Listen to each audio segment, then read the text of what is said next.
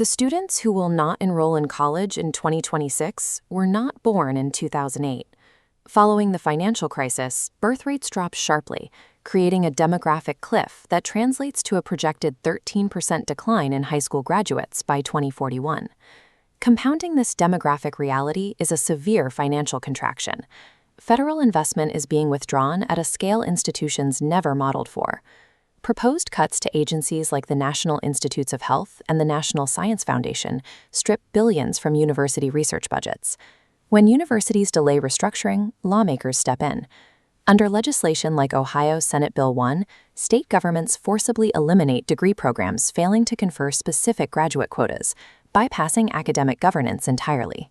This system map illustrates how higher education is buckling under 5 simultaneous pressures: demographic decline, financial withdrawal, alternative credential competition, shifting public attitudes, and rapid technological advancement. But the technological vector, specifically artificial intelligence, is an internal threat. It directly attacks the economic rationale of the institution by targeting the cost structure of instruction itself. This is not a cyclical dip in enrollment. The traditional operating model, reliant on fixed overhead and continuously expanding student populations, is now mathematically unsustainable.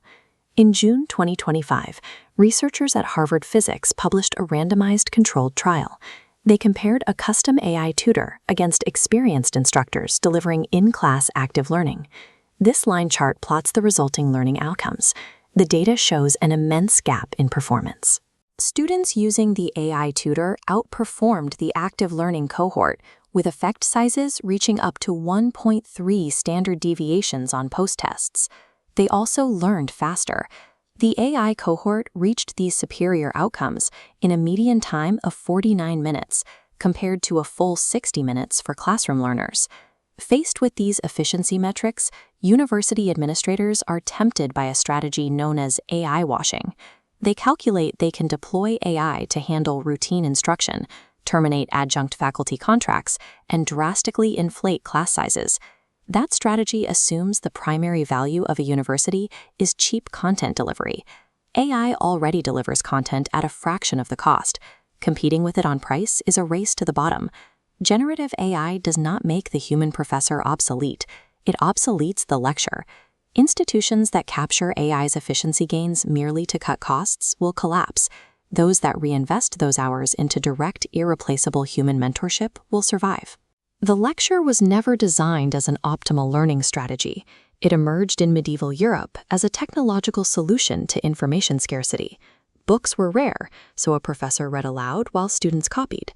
The printing press eliminated that scarcity, yet the lecture persisted. It survived because physical infrastructure, large halls, scheduling grids, and faculty reward structures was built entirely around it. In 1984, educational psychologist Benjamin Bloom published research that quantified exactly how inefficient that legacy model had become. This graph visualizes his findings, placing 2 bell curves side by side. Bloom demonstrated that students receiving one-to-one tutoring performed 2 standard deviations better than those in conventional group instruction. The average tutored student reached the 98th percentile of their peers. This created a paralyzing dilemma. Delivering a 2 sigma outcome requires a 1-to-1 student-to-teacher ratio. That ratio destroys the unit economics of mass higher education, keeping optimal learning locked behind an immense financial barrier. Artificial intelligence breaks this deadlock.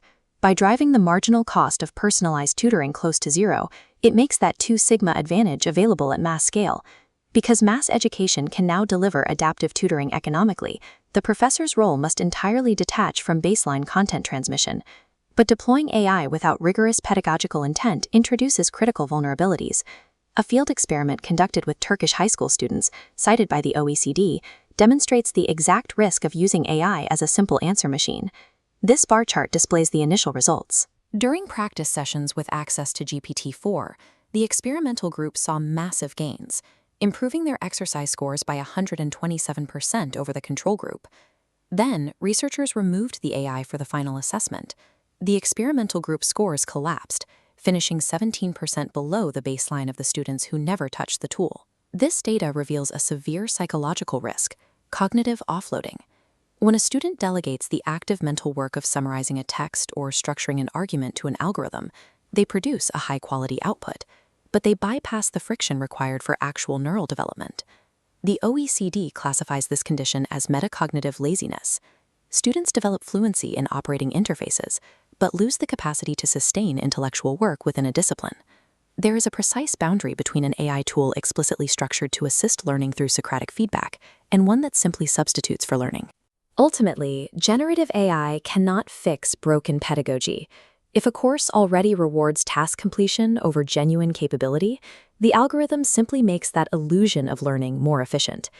To integrate AI safely, institutions must map it against Bloom's taxonomy, this standard 6-tier pyramid of cognitive learning objectives. Generative algorithms excel at pattern recognition, factual retrieval, and providing standardized feedback on structured logic. This dictates that the foundational tiers of learning, remembering vocabulary, understanding concepts, and applying standard formulas, must be delegated to AI tutoring. But AI lacks the capacity for sustained moral reasoning. It cannot execute ethical judgment in novel situations, synthesize genuinely creative arguments, or provide empathetic engagement.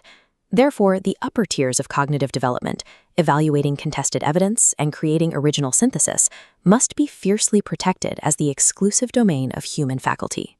Irreplaceable teaching happens when an expert pushes a student to defend their reasoning in real time, challenges their underlying assumptions, and provides long-term intellectual mentorship. A professor's primary job is no longer dragging students up the bottom half of the pyramid. It is catching them at the boundary line and guiding them to the top. This new boundary requires dismantling current academic integrity protocols.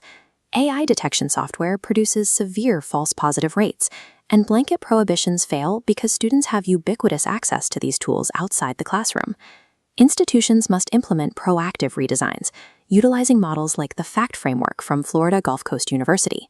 This strategy dictates a dual assessment approach, securing unaided environments like oral exams or live observation to rigorously verify fundamental skills, while intentionally requiring AI assistance for complex applied projects. By offloading introductory content to adaptive software, the physical classroom is freed. It ceases to be a delivery mechanism and becomes an arena for contested problem-solving and rigorous debate. A sustainable assessment strategy isolates and measures exactly what a student can do without the algorithm, proving the technology functioned as a ladder, not a crutch. This decision tree maps the binary choice every university president and provost now faces regarding how they allocate the efficiency gains provided by AI. The first path is the cost-cutting model. Leadership uses the savings to terminate faculty lines and automate feedback. This systematically encourages cognitive offloading and accelerates the erosion of the institution's value. The second path is the human investment model. Routine instruction is automated specifically to liberate human hours, allowing faculty to focus exclusively on high-tier relational mentorship.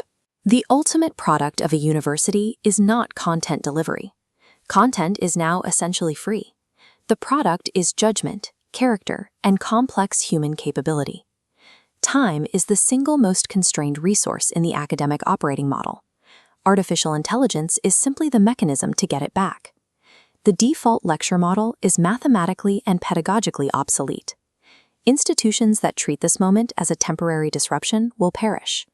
Those that rebuild their models entirely around irreplaceable human relationships will define the future of education.